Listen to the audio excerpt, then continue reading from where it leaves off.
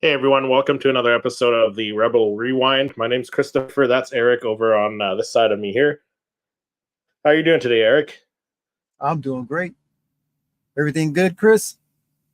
Everything's good on my end. Yeah, Awesome. another episode of the Acolyte coming out tonight in just a little under half an hour. So that's exciting. Yep. Yep. What did you think of the last episode? Because that had that major lightsaber duel. We got the reveal of Chimere being underneath that mask. What do you think of the episode? Oh man, it was pretty intense. Yeah, that was a hard way that Jackie Lon went out. Yeah, for sure, for Yeah. sure. Oh no, that was pretty intense. Battles.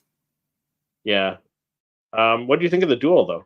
Because I know some Oh people were man. saying it's better or just as good as the sequels or as the prequels, or are you on the other side of the fence where you think the prequels are better? Like, No, I, I or still do you think it's on par? Maybe. no. The prequels are better, but I mean this lightsaber battles were the best that I've seen so far that Disney's had to offer. So as far Right. as the lightsaber battles, just they're pretty outstanding. I enjoyed it. Yeah, I enjoyed it as well. Yeah, yeah, no, it was pretty intense. We got T Man in What's up, T the Man? chat. He said, "Hey man, sorry I haven't been around. I've been super busy. I've been meeting with a lot of doctors, solving a lot of physical health problems. Glad to be here though. I miss popping in and talking. Good to have you in the chat there, T Man. T Hope you're Man doing all right, T asking Man. how you're doing, Eric. I'm doing good, man. Doing very Yeah, good, T Man. our good Hope you feel friend better. Poptography Patrick in the chat says, "Let's go, What's up, Christopher and Patrick? Eric." Thanks for hopping in, Patrick.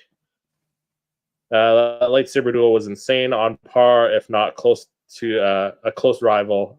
I think there was more on the line for the prequels. Yeah, more on the line story wise, like because they were fighting for Anakin's to train Anakin, right? But I don't know that it was sure fast. Like George always did. Like his two critiques were always like faster and more intense, and the duel in this last episode of the Acolyte was definitely faster and more intense, especially since as far as Disney duels go, it's definitely Hmm. faster and more intense than what we've seen with the Disney era Star Wars. So Yeah, that's pretty exciting. far more better So, than the Ahsoka series of lightsaber battles for yeah, sure. for sure. And when that was out, like that was those were really good duels with Ahsoka and Yeah. Anakin. Like that was incredible. But this was next level Oh from yeah. that. So yeah. So excited to see what becomes of comes from episode 6 tonight. I guess we'll see if we get any flashbacks or something because we're still kind of in the dark about a bunch of stuff, right? So, Hmm. but Yeah. let's jump. Hopefully, we get a Yeah, flashback with Kelnaka because I want right. to see Because what he's we capable of. we got that clip in the trailer where he's like jumping at Torben with his lightsaber out. So Yeah. Yep. that should be No, cool. hopefully we'll get that today. Snap. Yeah, Yeah, snap next. snapping next, right? But let's Yeah, jump into our first. he's a good villain, man. Yeah, right. But let's jump into our first story. So I saw All this right. on Bespin on the Bespin Bulletin. So Daisy Ridley Star Wars New Jedi Order likely not to film this year. So earlier this month, a report once again went around that the untitled Rey Skywalker film being written by Stephen Knight, Peaky Blinders. I guess that's a show, I suppose. I've never heard of that. Yeah. And So, set to be directed by Charmin Obeid Chinoy, who did the Miss Marvel series, was titled Star Wars Episode 10: A New Beginning. This title has propped up as a title multiple times since the project was formally announced in April of last year. It has never come from a reliable outlet or individual, but manages to rear its head every few months. So it's even been denied in the past when outlets and individuals reached out to Lucasfilm for a comment. So still like a rumor. There's nothing official yet, but now we're getting reports that the September start rumor might have been outdated information, and probably is, because apparently it was supposed to start filming in September, but apparently this article is saying that that's probably not true. It's outdated information. So when asked a couple months ago about filming, the reason that filming keeps getting delayed was due to script issues. Lucasfilm very much wants to make sure the script is right before moving forward, which I'm happy with. I'm good with them, perfecting the script, perfecting the story. We don't want to piss off a bunch of people who didn't like the sequels. Myself, as a sequel fan, I'll take it, but I appreciate that they're perfecting it. They're making the story as solid as possible, and obviously Dave Filoni is going to be more involved in this next Rey movie, because being in that new position of a chief creative officer, so he's going to be overseeing quite a bit of the pre-production and stuff like that, and he's going to put his final stamp, his final okay on the script and stuff like that. So hopefully this will end up being a pretty solid movie when they do finalize the script and get into production there. So I guess it was believed that the first Star Wars film back in theaters since 2019's The Rise of Skywalker was the untitled Rey movie, dated for May 22nd, 2026. But Lucasfilm never publicly committed to a film for that date until earlier this year, when The Mandalorian and Grogu was announced. And then the new Jedi Order would likely release on December 18th.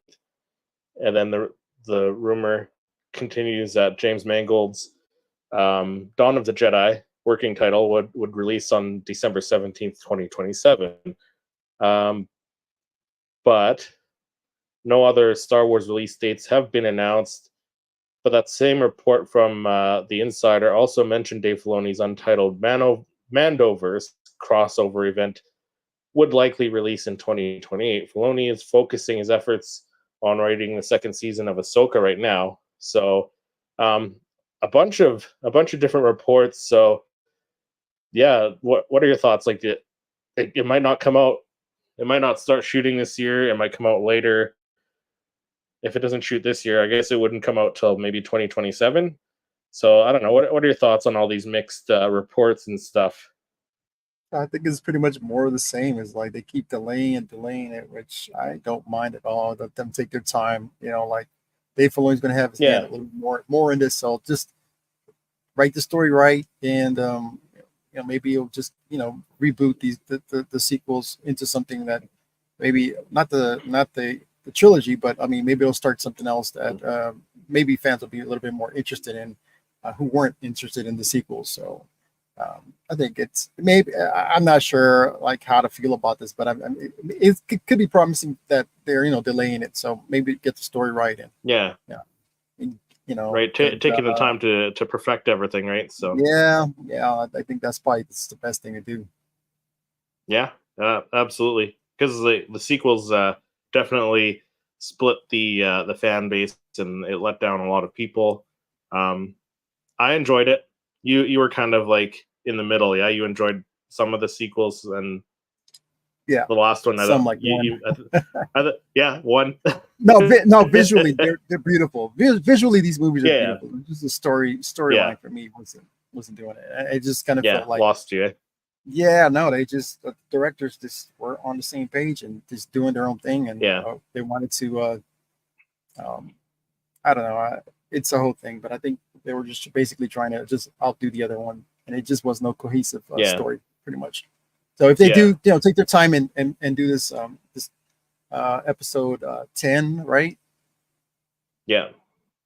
Then take your time and do it right, because we don't want another continuation of this of the sequels. Let it be totally different.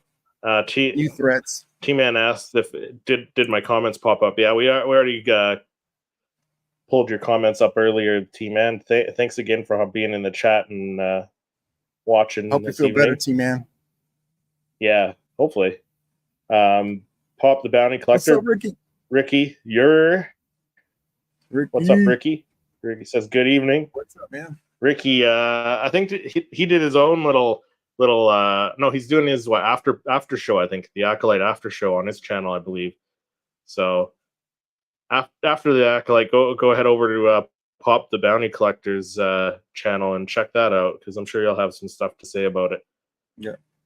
What's up, Ricky 4K, right? Mr. 4K. I know, right? 4K, Mr. 4K. That's awesome, man. That's awesome. Yeah. Yep.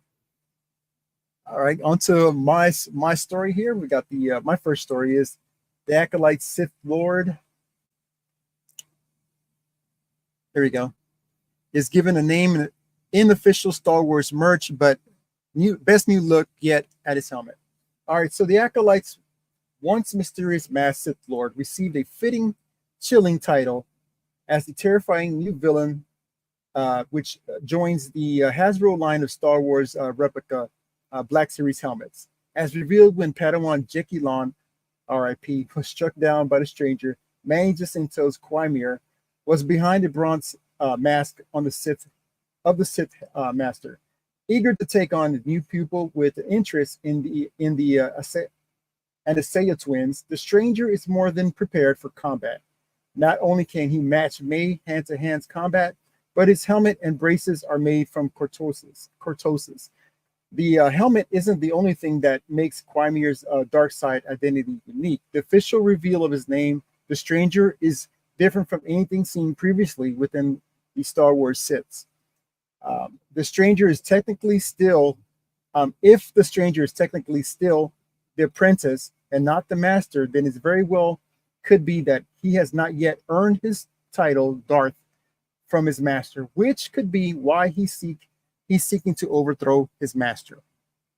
Regardless of who Qui identity as the stranger truly turns out to be, Jacinto's the stranger has already risen quickly among the ranks among the Star Wars fandom's favorite foes, thanks to a haunting reveal and shocking body count on his first on-screen duel.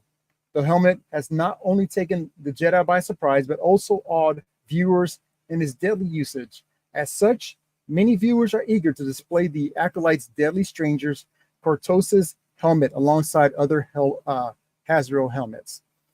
So I got a collection of Hasbro Black Series helmets, and I may very well add this one to my collection. As a collector of helmets, like what are your thoughts on this helmet? Because I think it's in the series it kind of looks more black than bronze, but maybe that's because of lighting, perhaps. Yeah, I would do some a little something to it to make it look a little bit darker. Yeah, it is a very cool helmet, though. Yep. Tony from Star Wars Sith purchased his helmet from Millennium Workshop, so hopefully sometime soon he'll get his helmet. So he's got a really nice, I think, accurate looking helmet. I mean, the color wise, but as a Black Series, I think it's a little off, the color especially, and some of the designs, especially the lenses. You can see the lenses a lot more on this one than the one from Millennium Workshop, because they kind of hide it really well. But for what it is, man, $100, I think it's a pretty cool helmet to have for the price. What do you think about it, Chris? Like I said, the colors kind of throwing me off just because it looks darker in the series, but I mean it still looks pretty menacing. Because you can actually see because it's a replica, like somewhat of a not like a perfect replica, but it's a replica nonetheless, right? So you still do get some of the details that are in the actual helmet as well. So it does look very cool. I do like the teeth on this one. Very menacing. Very menacing. Very Abeloth-ish or esque, right? Yeah. Which people were talking about before. But no, it does look very menacing. I just wish it was a little bit darker, maybe black with some of the copper tones on it, like a copper wash on it would be cool. Yeah, you can. But yeah, still cool though. I don't think I'm gonna pick it up. I don't have space for helmets. I haven't started collecting helmets yet, so but who knows? Maybe if they do another version that's more accurate, maybe I'll pick it up. But who knows? But still a very cool I think a one. little bit of tweaking would probably make this look a little bit better. Yeah, and you've done some weathering on some of your helmets, so it should be fun to see you see what you can do on this one. Patrick says, "Man, I wish you well and hope you're on the mend soon." T-Man, Super chat from T-Man says, "Sorry for some reason I didn't see. Thanks for the wishes." Let's give T-Man a thanks super for the chat. Super chat received. Thank you very much for your support. Awesome, T-Man. Yeah, no doubt. Hope you feel better, man. Yeah, hopefully. Yeah, so on to the next article, which this one has to do with the Vader, the rumor of a Vader series on Disney Plus, which could be pretty cool, but at the same time, do we need it? Because it's like the prequels and the original trilogy are all about Vader pretty much, right? So but the rumor is that the we were supposed to get a Darth Vader's Fall, like Vader's Fall 2024 Disney Plus series. Is it real or fake? So a viral post for a new Darth Vader Disney Plus series has Star Wars audiences asking whether Vader's Fall is truly on the way. So the Fallen Chosen One last took the live action spotlight in 2022's Obi-Wan Kenobi, followed by a brief cameos in the Ahsoka series. But Lucasfilm isn't. But is Lucasfilm looking to grant the Sith Lord his own story, his own solo story? I don't think so. But the article says, unfortunately, the online buzz for Vader's Fall, a Disney Plus series focused on Darth Vader, is fake. Much of the speculation stemmed from a fan-made poster, which is what we see above here, which absolutely incredible job on this poster to whoever made that. It looks freaking amazing. But unfortunately, it's fake. Along with the following description: join the hunt next fall, 2024, exclusively on Disney Plus. As secrets unfold, alliances shatter, and the galaxy is forever changed. May the Force be with you as you witness the rise of darkness in the hunt for Jedi and Vader. So that's unfortunate. It would be cool to see some more Vader on Disney Plus. I think we're going to get him in the Ahsoka series, like the Anakin at least. But like I said, the original trilogy, the prequel trilogy, it was all kind of Vader's story there. So, but what are your thoughts? What would you have wanted to see a Vader Disney Plus series? Yeah, most definitely, man. As much Vader as I can get, So, yeah, it would have been kind of cool if we get it, like maybe him hunting down Jedi's and stuff like that. Remaining the remaining Jedi's. That'd be kind of sick. Some more, some amazing battles like the corridor. Just some cool stuff like that. Unfortunately, man, this is sad that that is not true, though. Yeah, unfortunately, it would be cool. Yeah, most definitely. Oh, even the image, man, the way his right, his coat tearing at the bottom, flames everywhere. Yeah, this would have been kind of cool. Order 66 was only the beginning. It looks cool. It looks like it. Yeah. Like I said, like definitely a fantastic job on this poster to whoever made it. And that's the thing. There's artists creating all these fan-made posters and stuff for shows that you want to see, right? And on Facebook, you scroll Facebook and you see fan-made trailers for stuff that who knows? It could be coming out. It might not be coming out, right? Like tough to distinguish what's real, right? Yeah. right? Like, because some people do such a great job on these posters and even these fan edits, right? Where it's, oh, you that's never know possible, whose right? hands it gets to. Yeah. Yep. So, Boss Logic, perfect example. Yeah. That Vader concept poster is dope. Yes, it is. Absolutely. All right. So on to my next story here. Why did the Jedi's lightsaber keep shorting out on the Acolytes?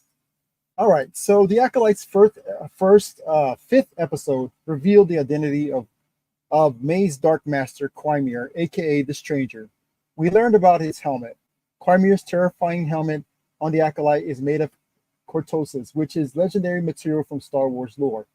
Cortosis is an uncommon metal that is amongst the strongest and strangest in a galaxy far, far away. It is found on only two planets: the mid-rim planet Dinzo and the outer rim planet Makiv? Mokiv? Makiv? Yeah, I don't know. That's a hard one.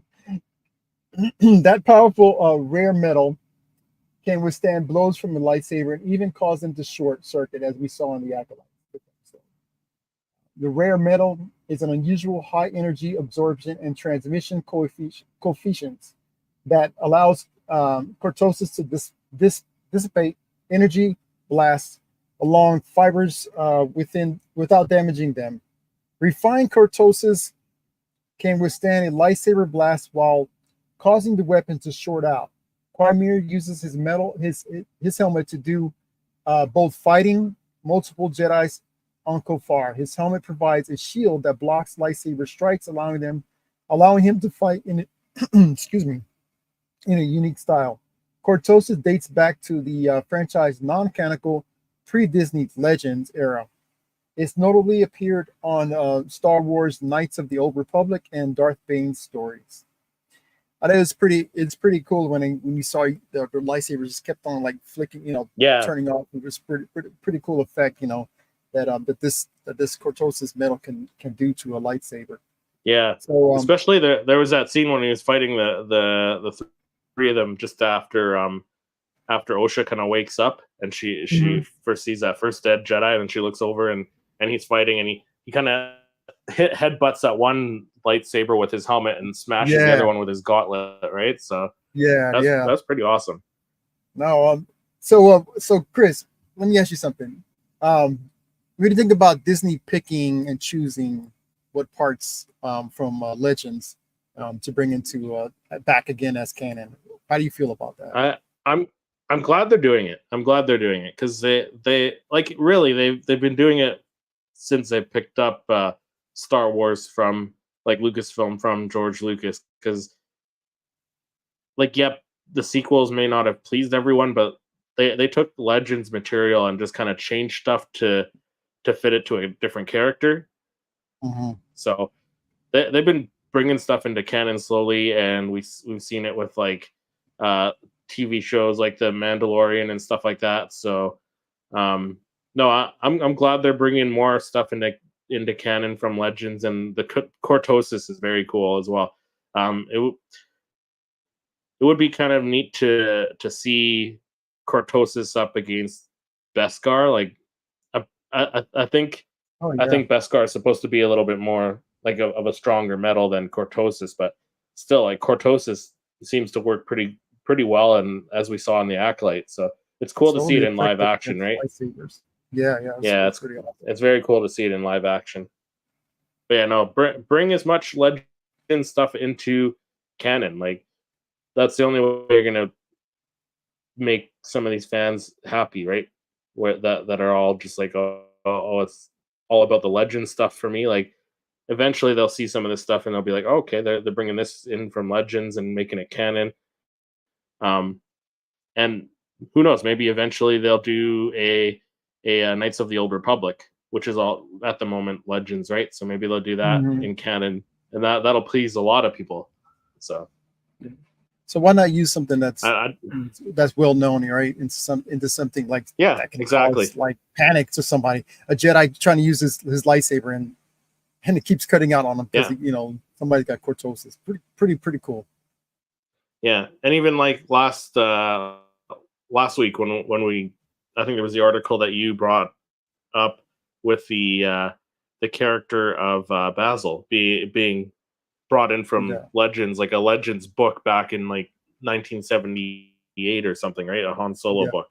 So they brought 79. that into canon, right? So yeah, so yeah, make stuff canon. It's not gonna make fans dislike it. I think if anything, it's better for Star Wars if we bring some more stuff into canon. So Yeah, you got a good point. yeah. So next up, another article I saw on the Bespin Bulletin. This one about Star Wars Andor season 2. So Andor director reveals Ben Mendelsohn's Orson Krennic will feature in season 2. So Lucasfilm's critical darling is Andor. Lucasfilm's critical darling is looking to release early next year, and is currently in the middle of reshoots in the United Kingdom. However, despite being a ways out from the release, one of the directors of the highly anticipated second and final season of the Rogue One prequel has revealed that a major character from Rogue One would be appearing in the next season. So Alonso Ruiz Palicio, I guess is how you pronounce his name. Anyways, he directed Narcos, Mexico, and Outer Range. He slipped up during an interview with the Playlist where he revealed how much of a joy it was to work with the actors such as Stellan Skarsgård, who plays Lutheran Riel, Forrest Whitaker, who plays Saw Gerrera, and Ben Mendelsohn, who plays Orson Krennic. So that was a little bit of a slip up, but now we know that Orson Krennic is coming back in season 2 of Andor, which is cool because Andor season 2 is going to butt up right against the Rogue One, similar to Rogue One, how it kind of like was butt up against A New Hope, right? With the ending of Rogue One being right up against the beginning of New Hope there. So I'd imagine they're going to do something very similar to that. But yeah, recently also the Andor leading man Diego Luna revealed that more characters from Rogue One would be appearing in the second season of Andor, which led fans to turn their attention to Krennic, Bail Organa, General Draven as some examples, with Alan Tudyk's K2SO also confirmed to be part of the second and final season. Luna added Andor season 2 would be very special for fans of Rogue One, a Star Wars story. So that sounds pretty cool. I'm excited to get all these characters from Rogue One, but also great characters like Luthen Riel. What was the guy's name? The Republic security guy. I can't remember his name. Cyril, isn't it? Cyril Karn or something like that. Cyril. Yeah, and Andor's female friend. I can't remember her name now, but like they brought in all these cool characters in Andor season 1, and now we're going to see them kind of mesh with some characters from Rogue One. So I'm excited for it. What are your thoughts on all of that? I can't wait. Ben Mendelsohn, his character, man. Director Krennic, man, one of my favorite. And he plays such a good villain too. Oh yeah, his way of his acting, right, and his way of when he says, "Oh, you're back from the dead," just those little things, right? It's pretty cool. Ben Mendelsohn is a great actor, so I can't wait to see him again. Yeah, and bring back some of the characters from the Andor series. Saw Gerrera, I really can't wait. So it was an accidental release that Ben Mendelsohn will be back. So that's awesome. Yeah, I think a lot of people were probably expecting him to show up. Maybe. I wonder if we're going to get what is it called, the Dark Chamber, or the group of where his character is part of this like secret behind the scenes kind of Oh, Somebody, yeah, the council, the Shadow Council from yeah, Mando. Shadow Council. Is that what you're talking about? Yeah. Yep. Maybe. Who knows, right? Yeah, Maybe we'll get to see some of that in there too. Jedi Knight Lex says, hey Lex, thanks for hopping how's it in. going? Yeah, so exciting news as far as Andor goes. All good, exciting news. Exactly, man. Can't wait. Yeah. All right, so my next story about recasting Baylan Skoll. So, according to Daniel Rickman, Dave Filoni and the development team is reportedly searching for a new actor to play Baylan Skoll. Star Wars fans wondered if Baylan Skoll will be recast following the death of actor Ray Stevenson, and we may now have an answer. Season 1 finale of Ahsoka, Jedi Witch and the Warlord, unfortunately served as a farewell to the late Ray Stevenson, who sadly passed away last May, just before his 58th birthday. Stevenson plays a former rest Jedi. in peace. Yeah, rest in peace, man. 58, way too young for Way his too young. passing. Yeah. So Stevenson played a former Jedi in the Ahsoka series, and the finale featured last ever scene of his character as he's seen the powerful Force wielder standing on the ruins of a mountain-sized sculpture of the Mortis gods. Considering how important his character would appear on the ongoing story, there have been a lot of speculation that Baylan may be recast down to the line. According to scooper Daniel Rickman, a white man in his 50s and 60s is currently being sought to step into the role. Rickman also mentioned that Abeloth, aka the Mother, will be introduced in season 2. If accurate, the Mother debuts alongside the Mortis gods known as the Father and the Son and the Daughter of Peridia. This can have major implications for not only Ahsoka but the galaxy far, far away going forward. So, rest in peace, Ray Stevenson. But how do you feel about them recasting Baylan Skoll? You know what? Personally, I think it's the right thing to do, right? To carry on his story, because they kind of left it.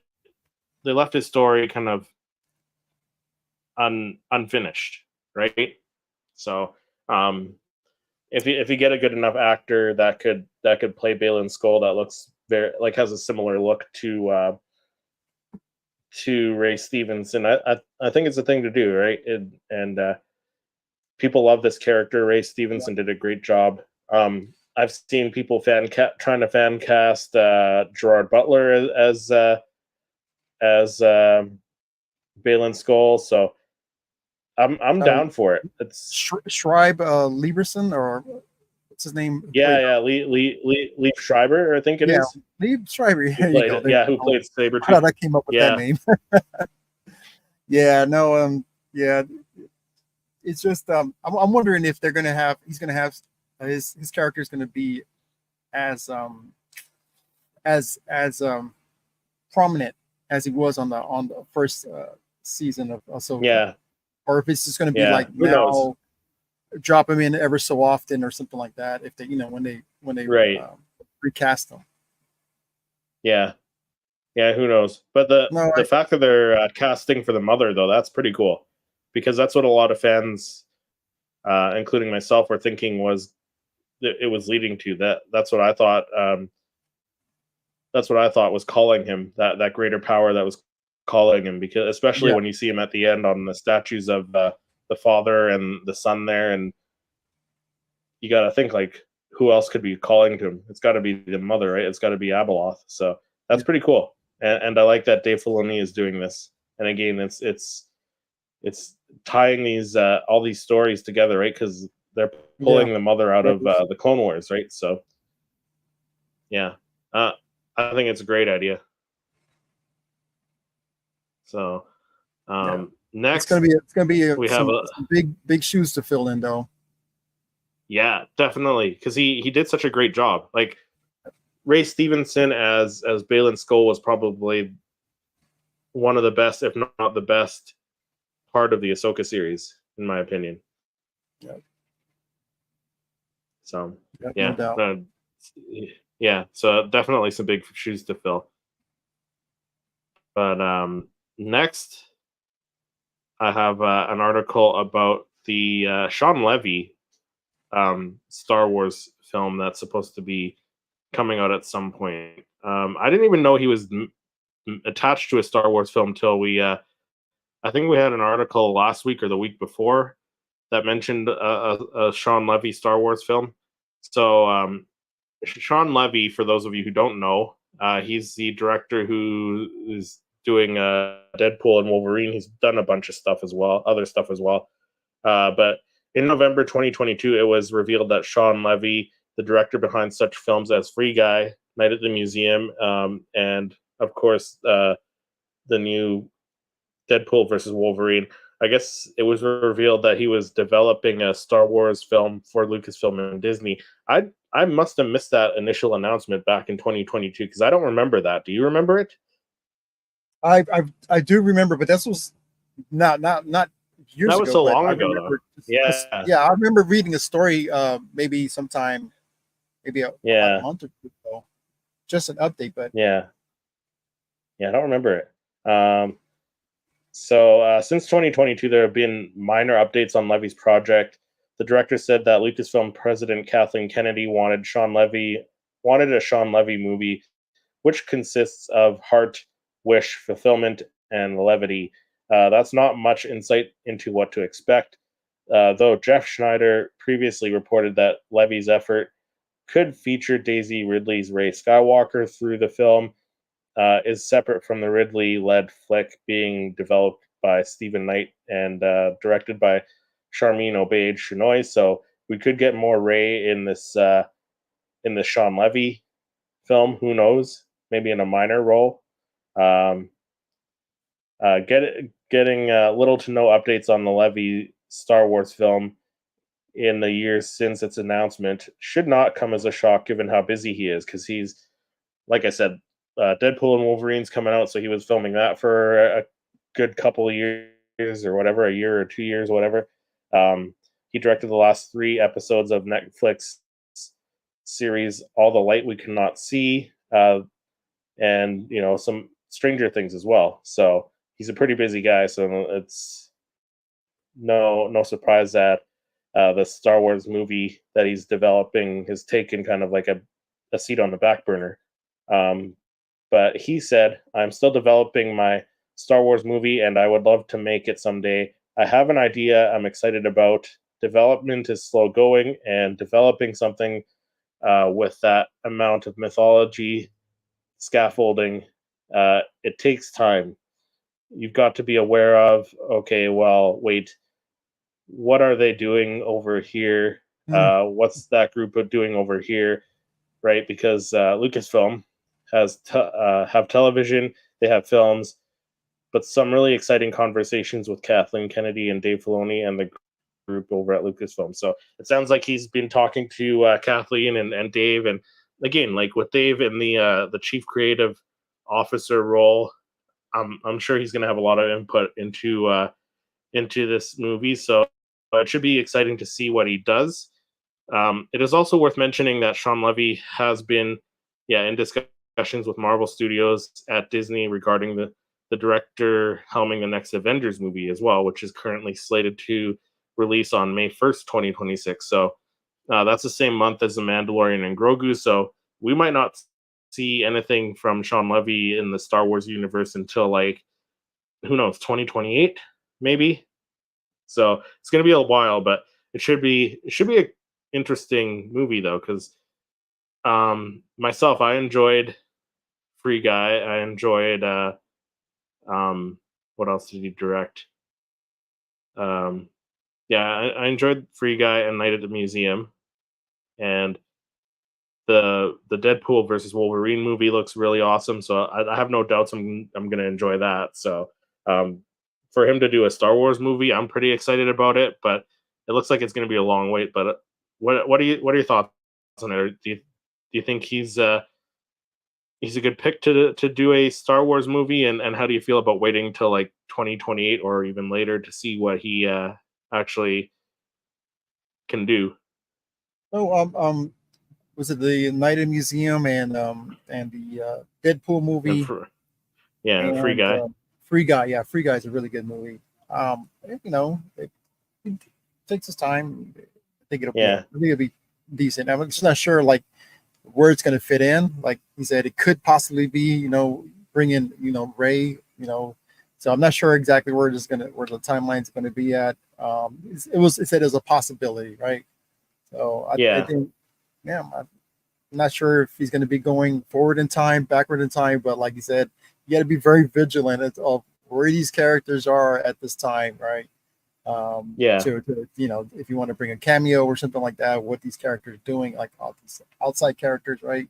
They could possibly come in for a cameo or something like that. So yeah, I think it'll work out. He's a well as far as as far as I've seen of his work, made some decent He's done a movies. lot of stuff actually. I'm looking at his IMDb here. So he did Free Guy with Ryan Reynolds. He's doing Wolverine, Deadpool versus Wolverine with Ryan Reynolds right now. Right, that's coming out soon. The Adam Project, which was directed by him as well, which has Ryan Reynolds. Did you see that one? No, Adam Project. It's on Netflix. No. I think it's on Netflix. But Ryan Reynolds, it's got to do with time travel and stuff. But in that movie, there's some stuff in there that shows that he's a bit of a Star Wars fan in the Adam Project. If you watch that, you'll notice. You'll know the scene I'm talking about. Okay. So well, Free Guy, he brought the lightsaber out. Got Ryan Reynolds bringing the lightsaber out. So, but yeah, no, I'm just scrolling through some of his other stuff. Birds of Prey, he was the director of. Quite a bit of stuff. So I'm excited for it. Are you excited to see what he can do with it? Yeah, I like to see what he can do with it. Sounds interesting. Most definitely. Yeah. No, more Star Wars. Hey, I'm down for it. All right, on to my last story here. Give them Old Republic trilogy. Let's go to give them Old Republic trilogy with Dune level budget. Star Wars might be eyeing course correction. So Tony Gilroy won so many Star Wars fans with Andor.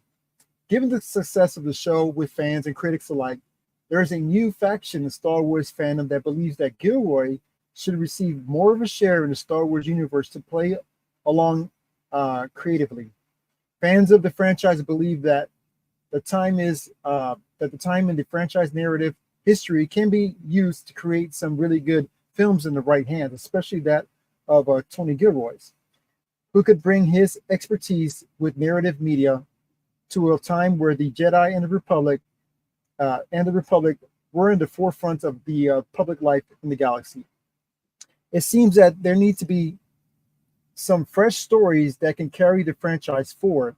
A lot of stories that are currently being told in the franchise still rely on the proximity of the Skywalker saga, which the company committed to leaving behind to tell new stories. Now it seems that Disney is now focusing on exploring Star Wars canon while pulling from the EU for Halo fan service, rather than understanding the principles in which the stories were built on to tell new stories that can stand on their own without being locked into the relation to the Skywalker saga and its related stories. So it'd be kind of interesting. We get a fresh take from Tony Gilroy.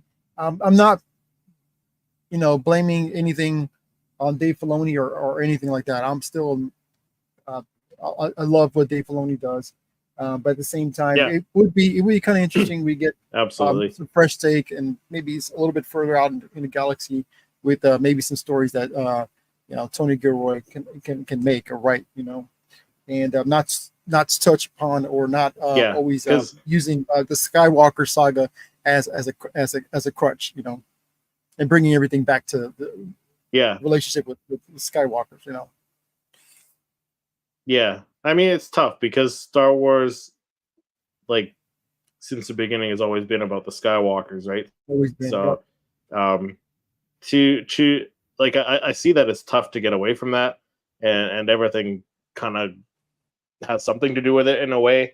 But yeah, no, Tony Gilroy did such a good job with Andor. With Andor season 2, I'm guessing it's going to be just as good. So yeah, why not give him a chance to do an Old Republic trilogy or something, right? With a big budget like Dune, right? So that'd be pretty cool.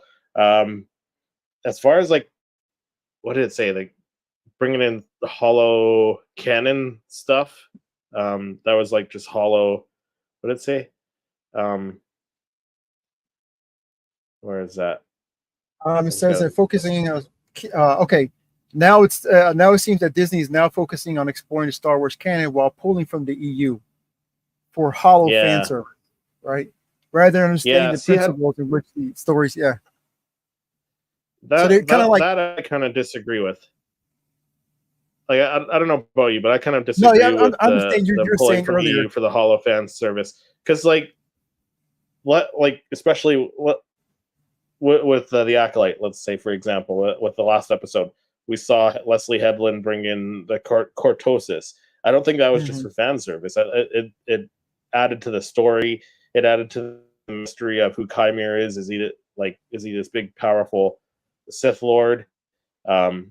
I don't think it's for fan service. I think it helps the story a little bit more too, right? Like it enriches the story, and it's also bringing it back into canon. So I mean, like I said before, like bringing stuff from EU, from Legends, and making stuff canon. I don't see how that's a bad thing. It's going to make fans happy. People are going to talk about it. Yeah, I don't see it as a bad thing. So. Yeah, no, it the way it's written, the story's written, it kind of like, poking at, right, making it a bigger deal. I mean, I don't mind it either. I don't mind that they're pulling some stuff from the EU and Legends, right?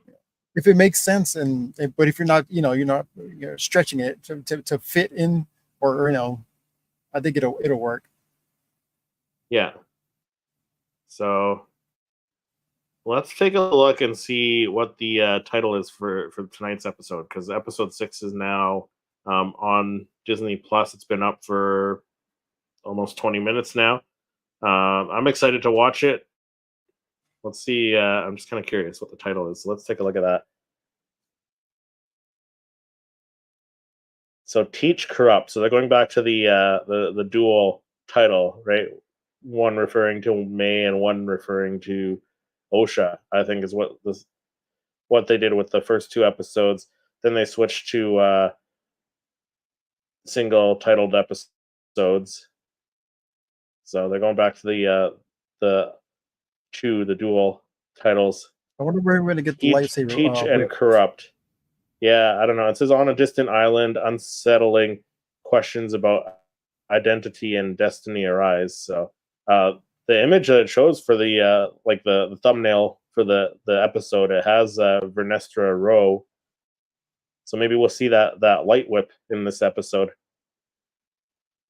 No, it looks like she's possibly still on Coruscant, yeah. But at some point she's got to come off there. We haven't seen the light whip yet, so I'm excited to see that. I want to see what that thing can do. Yep. Yeah. No. I'm intrigued. I'm intrigued as well. See some new kind of lightsaber, something fresh. Yeah, and it should be interesting to see, like, learn some more backstory about Chimera, because I'm sure the series is gonna give us more on him.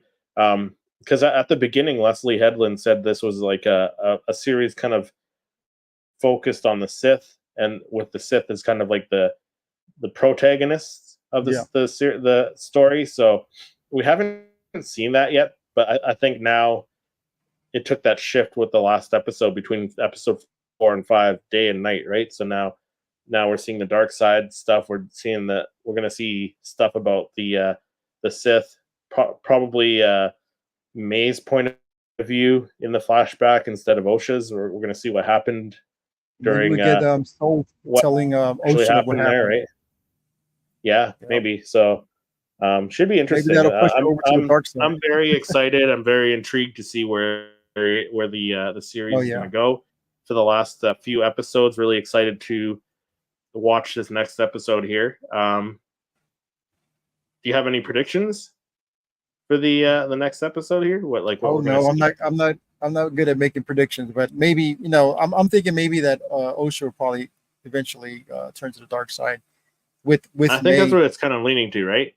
I don't know. I don't know if May's gonna stay on the dark side. I feel like it's setting up like Osha's gonna Chimere's gonna try and get into her head and tell her stuff about Soul, and she's gonna feel betrayed and turn to the dark side. Where at the same time May's she's gonna try and find out and take down the Jedi because she's still kind of holding on to this anger from when the Jedi caused that big scene on Brendok, right? But I think she's gonna learn the truth or a different version of the truth. Maybe she's gonna see a different point of view. So I think it's gonna do like a total switch there. So but we'll have to wait and see. I don't know about that because I think if May wanted to give herself up, she could have gave herself up to the Jedi, but she kept on fighting Lon. What's her first name? Jecki. Yeah, Jecki. She could have turned herself in. She kept on fighting. And I was like, I thought she was supposed to turn herself in. So I don't think she's ready to turn herself in. No. I think she wants to be with her sister. I think, I think she's going to end up staying with her sister. I think she's going to try and reveal what she knows to make the Jedi look bad because of what she knows or whatever. But maybe she'll find out a different point of view of what actually happened, and maybe she'll kind of change sides by the end of the season. But who knows? We'll have to wait and see. I think they're really long to wanting to be together, so I don't know. We'll have to see. We'll see exactly. But I think Osha's going to turn dark for sure. Yeah, for sure. Yep. Man, who knows? Maybe they team up and take Chimere down, but who knows? I doubt it. Yeah, Chimere's on the lines of Chimere though. Do you think Chimere is a master? You think he's serving a master? That's bigger? I think he's serving. I think he's serving a master. Which master it is? Yeah. I wish I saved it because I saw something on Instagram, or maybe it's on. Let me check one of these sites here that I have bookmarked. There's some rumors it could be dark. There are rumors that they're talking about that there's more. There's 2 Sith. I think I saw it on Instagram. Yeah, that Leslie Headland said there's 2 Sith that show up in this series. Oh. Yeah, so that could be interesting. What did you think about the music? Because I did a video on what I think Chimere is he Sith or a Ren? And the music was they played Kylo Ren's theme. They played Kylo Ren's theme in a couple spots. So yeah, I saw that video, and it's Anybody who's subscribed to my channel, go check out Christopher's video on that. I don't think that was by mistake.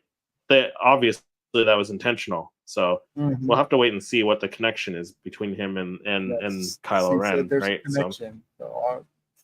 So we'll have to wait and see. There's a lot of stuff we don't know still. So hopefully we get more stuff revealed to us tonight. I think we'll get some more, but there's going to be a bit. I think there's going to be something big for the last episode. Maybe they can't give us everything. Yeah. No. Oh, we'll probably. Yeah, you're right. You probably get Sith Master reveal at the end of this. Right. The show. Yeah. One more question before we sign off for this episode. What did you think about that reveal? Because a lot of us were speculating, it's Chimere. He's a Sith. He's under the mask because it seemed very obvious. And then when we got to episode 5, there were a few lines that made you question that, even though you were pretty sure. You're like the line where Yord was like, "Oh, he gets into my head," and then Osha said, "Yeah, my mother did that too."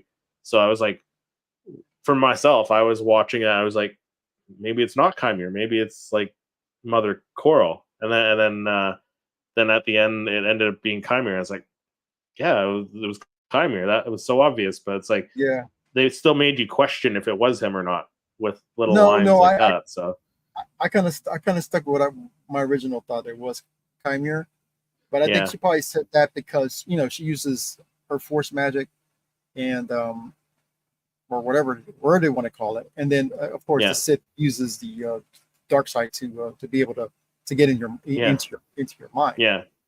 So maybe that's probably the relation, the connection. That connection. Yeah. Well, we'll just have to wait and see. Should be a good episode tonight. But thank you everyone for watching and joining in the chat there, and we'll see everyone next week when we have some more Star Wars news and rumors to share with you guys. So until then, may the Force be with you. All right.